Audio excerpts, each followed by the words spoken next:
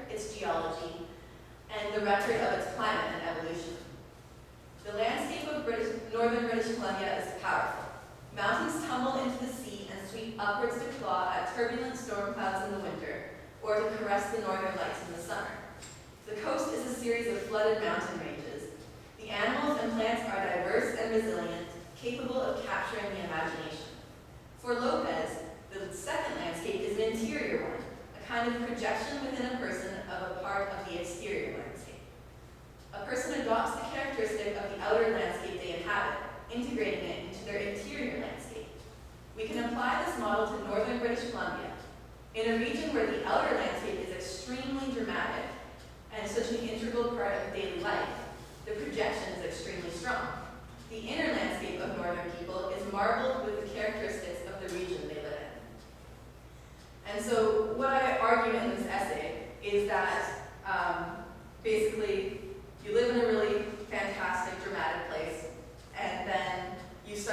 to assume some of those characteristics yourself, and then as a writer, what you are on the inside shows up in your writing. And so I think you can kind of see the inner character of the people of Northern BC in the writing of their authors. And the three kind of big characteristics that I thought Northern writers usually exhibit is that they always have a real simplicity and honesty to their language and diction. So whereas somebody might hear, down here might talk about, you know, the death of a chicken or anything like that. I said chicken because there's a lovely quote from Edith Robinson, who's a Northern author, where she describes in gory detail exactly what happens when a hawk attacks a chicken. Whereas I find further south we tend towards metaphors a lot more, and death is never just death. Death maybe has beauty to it or sadness to it. And so I find typically in the North, writers are much more direct. They don't hide things. And then they also have a really detailed knowledge of the land. And for this I always look at a quote from Byron, the Romantic poet. And he talks about, he's describing like the forest and the seaside. And all it is forest and seaside. Whereas in Northern writing, you're never going to see just the word forest. It's always a cedar forest or a hemlock forest, and that seaside is populated by a specific species of crab and a seal who's behaving exactly how a seal is supposed to behave. They really know where they live. And then the last thing that characterizes their writing is a really deep respect for the landscape. Not necessarily in like a super spiritual way where the landscape is untouchable and completely separate from us and it's just there to be revered, but in a way where it provides a lot and it's got a lot of power, and so you respect it for what you can take from it, but also the stewardship you owe to it because of what it gives. So I'm going to skip ahead to the conclusion now, and then we'll leave essays behind. The links between the inhabitants of northern British Columbia and its landscape are complex. They are linked by proximity and by the landscape's tendency to interlace itself with the lives of the people. More importantly, they are linked by a reflection. The outer landscape, the region itself, is reflected in the inner landscape of the people. The influence of the outer landscape over the inner landscape is particularly strong in northern BC because of the many ways the population is tied to the landscape.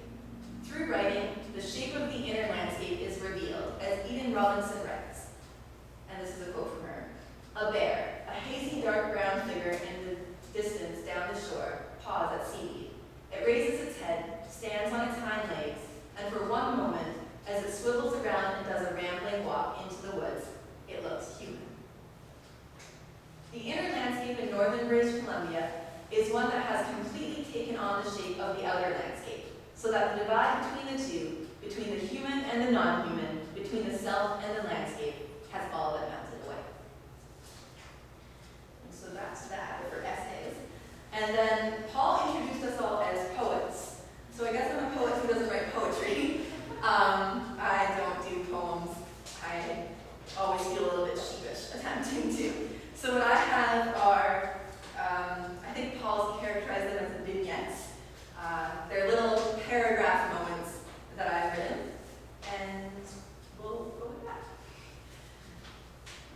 Old stumps are the best base for a forest fort.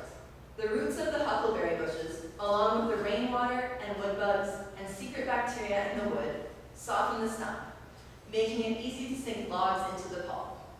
For the frame, the best logs to use are conifers, hemlock and Douglas fir, whose saplings grow straight and strong and full of branches, which serve as notches to hold up cross beams. These are easiest to find in the early spring, knocked over or uprooted by winter winds or park rangers' pre-season maintenance. If you can't find any conifers, vine maples work too, although their curved shape means you usually will need to tie the cross beams to fibrous sword ferns. Whether you use hemlock or Douglas fir or maple, use only what you find on the ground. Don't ever cut anything down. For the roof, collect the branches that collect in the hollows of the forest floor. The gaps left in the imperfect puzzle of branches can be stuffed with moss, healed from granite rocks, and the floor of the fort can be made soft and dry with cedar boughs. The construction of the fort shouldn't take more than a long afternoon, enough time for a 7-year-old girl to gather and put together the materials, with plenty of breaks for inspecting the bugs exposed when a heavy log is rolled, to pick the spring's first pale pink huckleberries, ripe, or not yet ripe, sour but irresistible gems, and to follow imaginary gift tracks.